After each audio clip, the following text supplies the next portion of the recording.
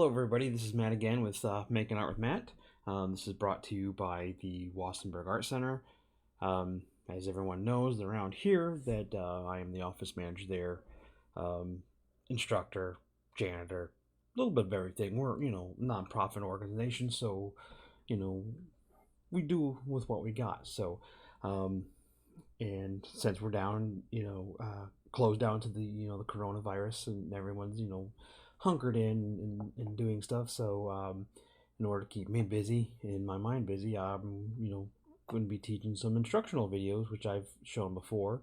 And this one's going to be no different. This one is actually kind of like a follow along kind of thing. If you want to, grab a pencil and some paper or a pen or whatever you want to draw with, doesn't matter. You can draw on a tablet, anything.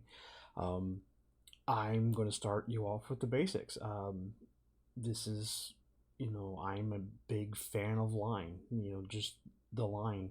And I'm just going to, go through, I have my tablet here.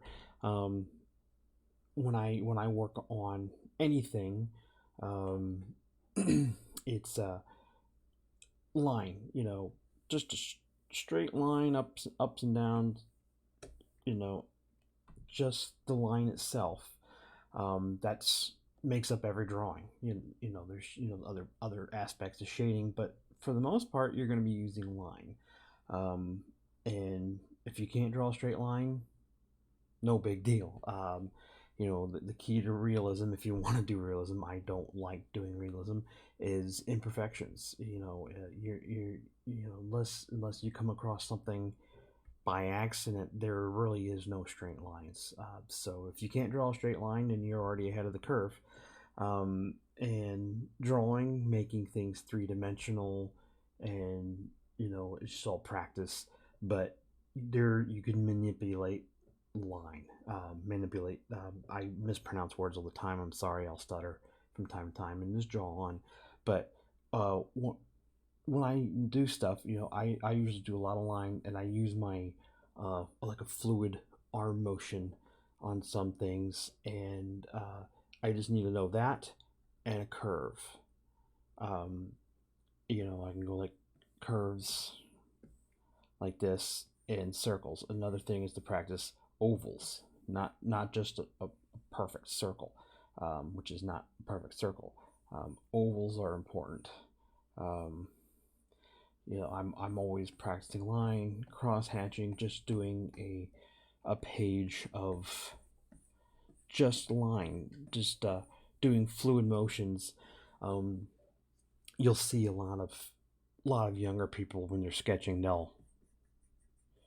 they sketch a line, and that can be okay for them, but you want to practice doing a fluid motion and trying to control it as much as possible.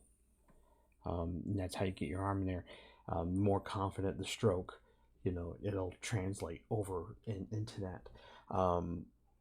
But I'm gonna, hide this little page here, and we're gonna go to the first part of this particular lesson, which is foreshortening. Foreshortening is, I can show you an example. Let me switch back so I can see the camera view over here on this program that I'm using. I'm not going to go full me, but I'll just point my finger at the camera. Like, oh, look, I'm drawing a finger. There's a finger. A foreshortened finger would be like that. This part is bigger. There's some squashy there. Another perfect example is I'm going to use a 50-cent piece.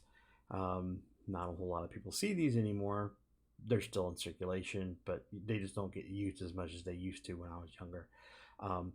Whenever someone tries to draw something, they will try to draw like a circle head on. And you don't need to. This is an example. I'll just do a thing here, and I'll just put 50 cents because that's the 50-cent piece. And then I'll show you how to foreshorten it, which is simple. because depending on which way you're looking at it. But if you're foreshortening like a 50-cent piece and you turn it to how most people look at it, that's not a perfect circle anymore. It is an oval. Different types of ovals, and we can go from straight head-on view to just depending on how you're looking at it. So let me go back to here. I'll twist the page because sometimes it's easier for me to do a oval. Foreshortening a circle is easy. You just draw, an oval, and I'm coming down with some lines here, and I will do another just half circle. That's where those curves come in when I practice lines, and I do it at an angle. But this is foreshortening. That's you see it a lot when people do the 1-point perspective drawings a lot, where you do the drawing out here, then they come with these lines here, and oh look, we got some train tracks. These train tracks. That is foreshortening. That just means you're going off into the distance, and that's one way you can make things look, they come off the page a little bit more. And that's just one of the things that you can do with the foreshortening. And another term is I'll just make this disappear and go to a contour line. With a contour line, the best example I can use is superhero costumes. I grew up. Born in the '70s, grew up in the '80s. Marvel Comics was, awesome, and I never really read the books. I got comic books. I just drew pictures out of them. But a contour line is their costume. Let's say I'm going to draw an arm or a tube or something like that. I'll just draw this. I'll just draw this kind of thing, and I will draw a cheesy little hand. This is not the best hand. It's not the worst hand. Right now, kind of flat. Yeah, you agree with me? A contour line would be kind of like the glove coming around here. That half circle is a contour line. It gives it depth. It gives it three-dimensional girth. Adding that contour line, let me just undo these lines real quick for you, and I can show you. Now, if I did a straight line across, looks kind of weird, doesn't it? So with a contour line, it's like half circles, three-dimensional. And the perfect example, of course, is superhero costumes. The reason why a lot of superhero costumes, all the back in the the golden age and all that kind of stuff, Spider-Man, Superman, Batman, more modern comics are showing armor on things now and more things, but that just means there's more to draw. Back in the day, they had to crank that stuff out, so it's very easy to draw anatomy, muscles and stuff like that. Drawing wrinkles and clothes and shirts takes time. So the quickest way to do that is to draw the anatomy and add a couple contour lines here, and boom, it looks three-dimensional, and now they're wearing spandex. Pretty simple. Adding stuff like these lines can add to the contours, gloves around the fingers, stuff like that. Something on the hands that come across. It accentuates the three-dimensional thing. Um, I'll draw a tube, for example. Here we got our, our foreshortened circle, which is an oval. I'm going to come down with two lines, and this would be a contour line down here, which is the half circle, and it gives it the appearance of a can or a tube now. I'm just going to add a couple extra contour lines here. Okay, it looks like a soup can or something like that. These would be another foreshortened circles in here. Look like the can lid. We got a circle on there. And I'm just not going straight across. I'm doing slight curves, and this gives it that appearance of now. It's it's a can. Oh, look, I drew a can. Very simple. Not by doing a whole lot. Probably getting tired of seeing my face here, so let me switch this camera to one that's just the drawing, and I am very blurry for some reason on this camera. Adjusting these lights here.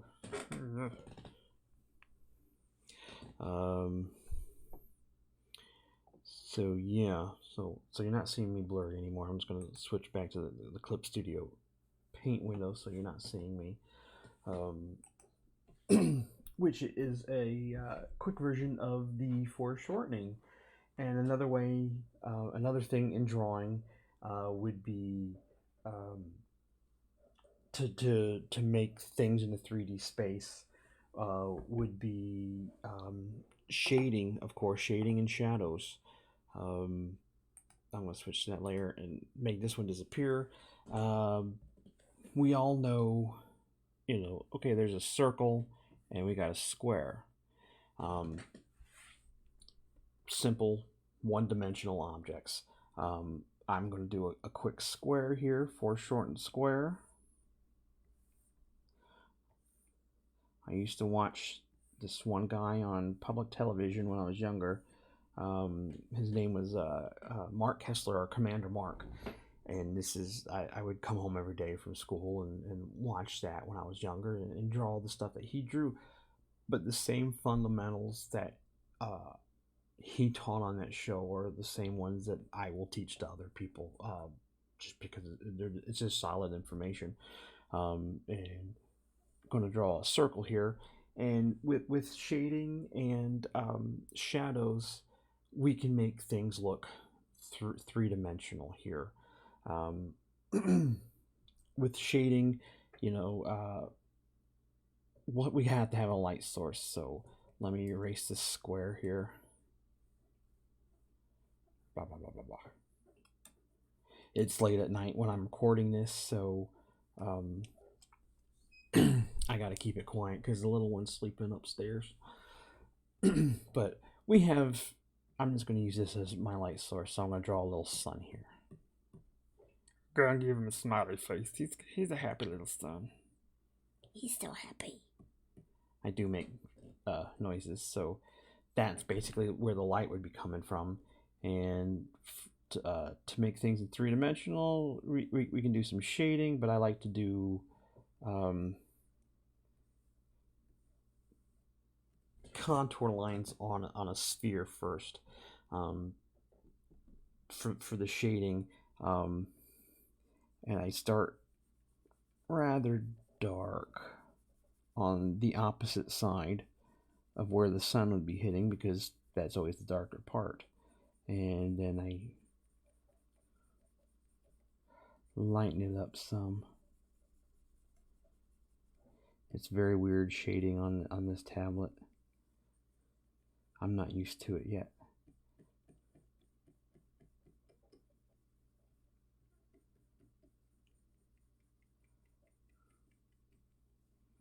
And we go very light. So light. It's so light over here. Yeah, I'm being weird. I just want to take my finger and rub around and blend this stuff. But I can blend. Luckily, I can blend with this program. So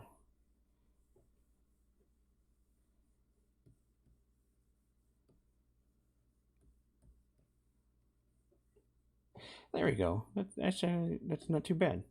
I kind of enjoyed that.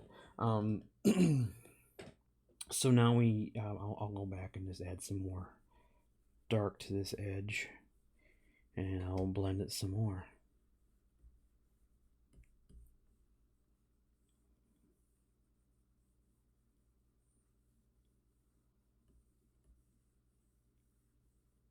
All right, cool. We got a the shading part, and now it's time for the cube.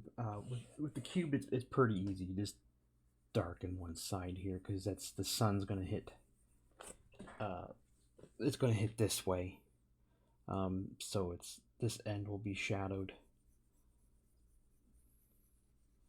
So when you're shading something, you kind of want to go on the opposite side, and that's where that will be darker at.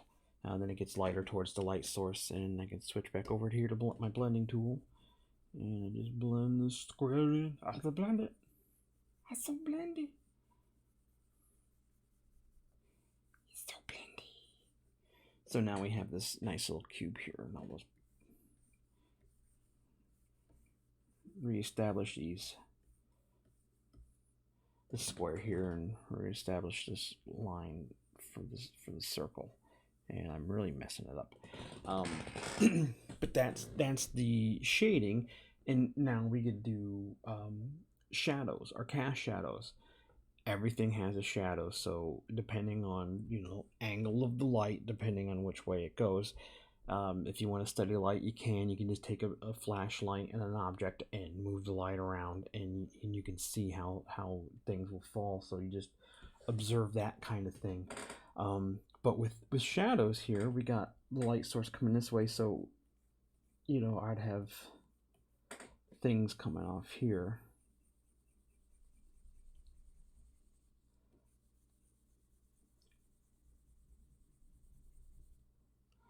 And for the circle,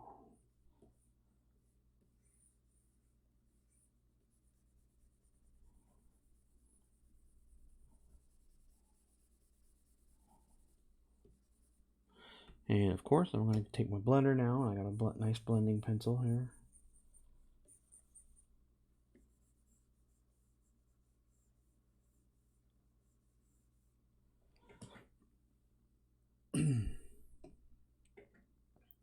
Just add some more darkness down here.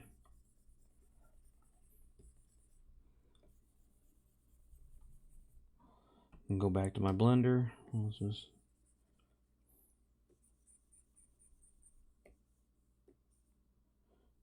switch back to my pencil. I'm just switching all back and forth and stuff on you. But and here I'm just adding some contour lines.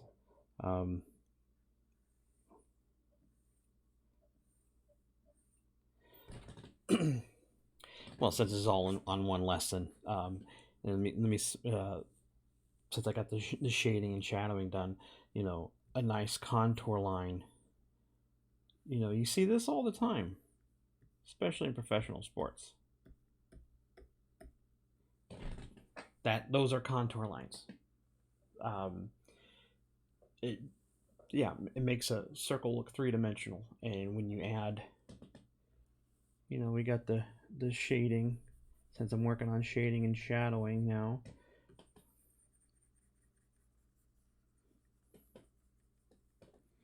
and I'll go back to this screen.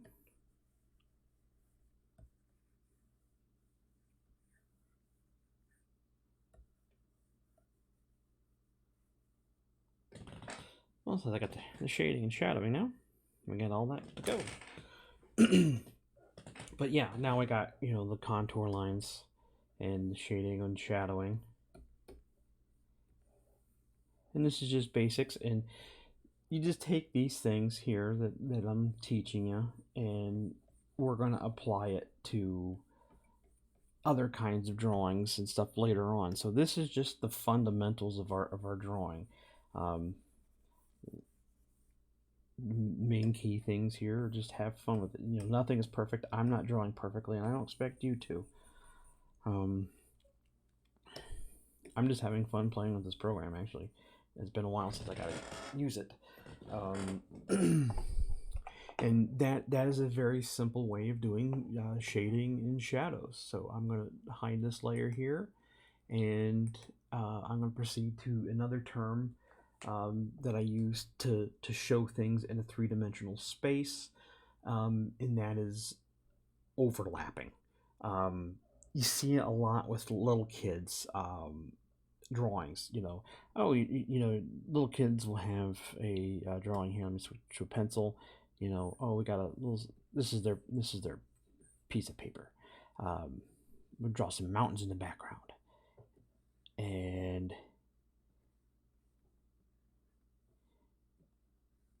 you see what I'm doing here. That's overlapping.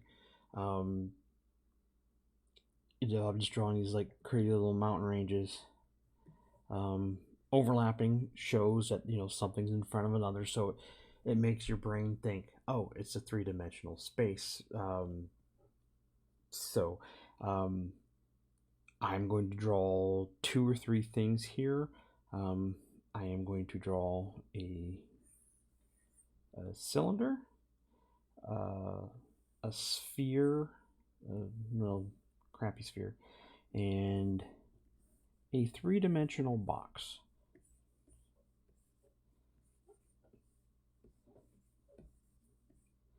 They're not going to have the proper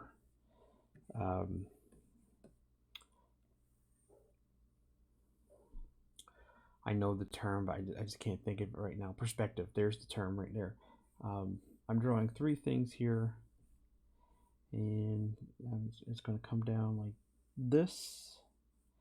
And since those lines are, I don't need that line, I don't need this line, and I don't need that, because you can't see through these items. You're not supposed to see these through these items. I'm gonna erase this mountain range too. Goodbye, mountain ranges. You disappeared. They disappeared on us. What do we want to do? It's okay. We can draw them back if we want to, but I'm not. I don't want to.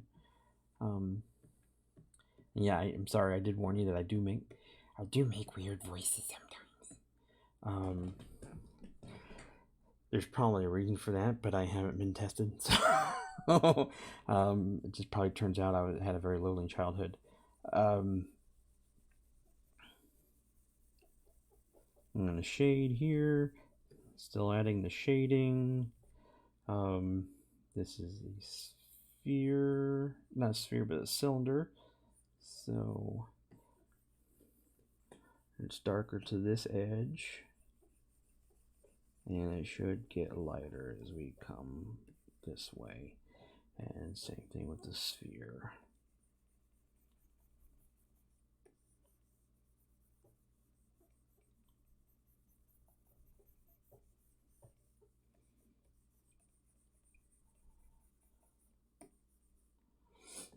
Okay, let me switch to these blending tools.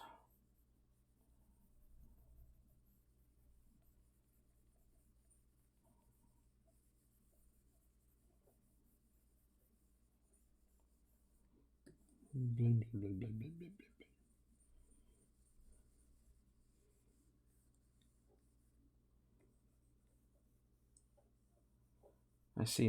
I watch a lot of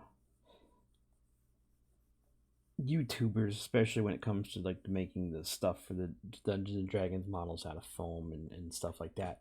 I'm starting to get into some of the artists that do stuff, and it's cool that they can do that. But this particular channel is for me just to have fun with. I don't, you know, I know it's not going to go anywhere. Um, but I'm actually, it's starting to warm up on me. I like doing it. So even though I'm doing this for the Wassenberg and my place of employment, it's more than a job to me anymore. It's I consider it my career to work there. Um, I just enjoy myself so much there. It's the best job I've ever had in my life. And that's not saying I don't complain about things. I'm a natural complainer. It comes naturally to me sometimes, but you know, I've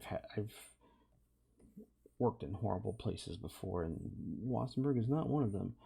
Um, so now I can do some shading here.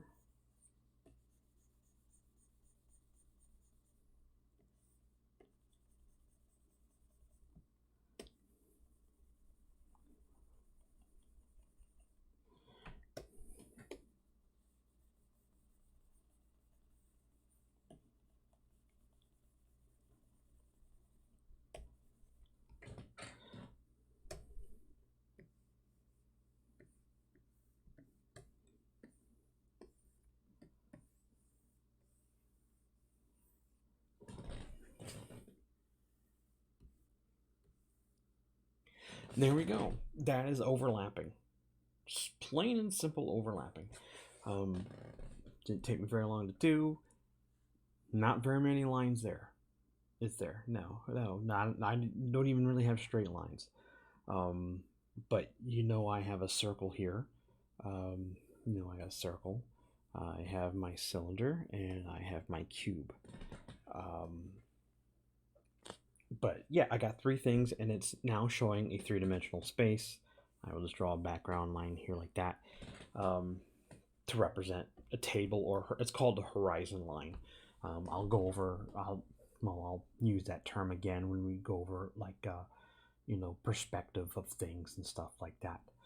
Um, and the last term I want to go over when I'm dealing with drawing and doing things in a three-dimensional space is size.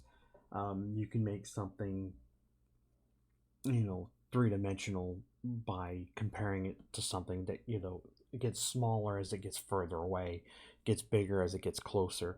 So I'm going to just hide this layer here, and I'm going to jump over to my size layer. And I'm going to start off with a cylinder, because those are pretty fun for me. I like drawing cylinders. Okay, I got another cylinder. And what I'm going to do, I'm going to make these go back, get smaller and smaller. I'm not going to overlap, because that would be easy to make space. And as you notice, as I'm going further back, I'm making these lines a little bit lighter. Just like, things up close tend to be, you can see them better. So further away, it loses some of its detail. But as you can see now, going by size, relatively it's on the same plane here, on my drawing, on my pencil. I'm not actually going into three-dimensional space, but it does look like it because of the way I drew it. If I was going to go add overlapping, I could do the same thing.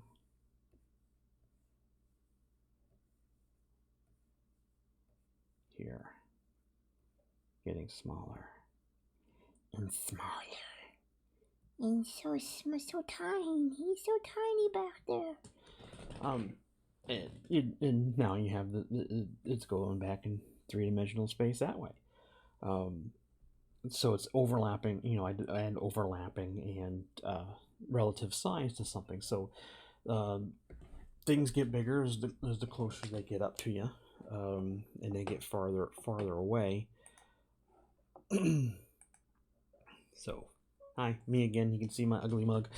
I'll just make this. I just make so silly noises sometimes. But yeah, it gets further back. Tiny, so tiny. But yeah, those are basic building blocks I use when I am drawing. There's probably a couple more, like surface and stuff like that, but density and stuff like that. But the ones I use the most are, relative size of things and the basic shapes. And this is just easy practice. If you're on the phone with somebody, just grab a piece of paper and just start doodling little cubes and cylinders, and practice shading, and that is your basic building block. And after that, you really don't have to do much else. It's just learning how to take line and manipulate it into what you want to make. Um, I'll be going over that stuff too. I'll come up with something, and I'll sit down and I'll break it down and we'll draw it. It doesn't necessarily have to be a character. I could start drawing just items here or there just to get us used to drawing things. And you're going to do the same kind of footsteps I did. But um, another important thing when drawing is that my drawings are going to look different than your drawings.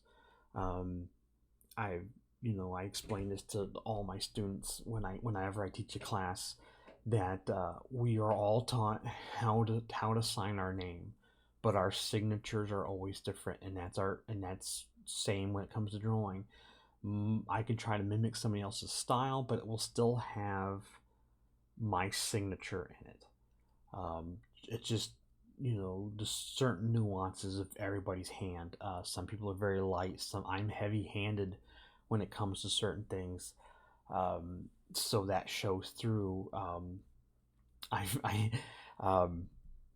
that's another part of style. That's style is basically your drawing signature, and everyone has one, and you can eventually hone that and make it your own, and you can also mimic other people's styles too, which is cool and helpful. But you're going to have your own style, your natural one that you just default to. um, I had a friend find me over DeviantArt, which is a website I don't use anymore because it's easy to get your artwork stolen on it. There's a lot of big companies that will just go through and take pictures off the pages they see there and use it without your permission. But I had a friend contact me, an old, from the college I went to. I just happened to get a message one day. He said, "Is this the same Matt Temple that went to the Art Institute of Pittsburgh back in blah blah blah?" And I said, "Yes." He said, "Oh, this is your friend Caleb." And I'm like, "Oh wow!" He recognized one of my drawings by chance, and like that looks like Matt Temple's drawing, and that is style. That is your style. Um, that's what comes through when you draw stuff. So, during the course of these videos and other videos that you watch, you can be watching somebody else's videos, but your styles will come through on these drawings. And it's okay to, oh, I love this person's art, but you'll develop your own style, and you learn to love that, and you're going to do great. You'll do fine. um, this video is about 32 minutes long so far, so I've probably rambled on enough for this. um, so you know thank you for watching, and yeah, just thank you for watching. I'm not even going to tell you to smash the like or smash the subscribe button, because I don't I don't know about that stuff yet, so I'm still learning that kind of stuff. But for people that know me locally, you know, keep watching, and thank you for watching, and I'm looking forward to hearing any kind of helpful criticism. I can take negative criticism, but always try to be nice. I got thick skin. I can take it. But I always try to be positive on things, because we live in a world of negativity, and it is very easy to be negative, but it is difficult to be positive a lot of times. So um, take the high road. Well, I've rambled on enough. I don't want to wake my little daughter up upstairs.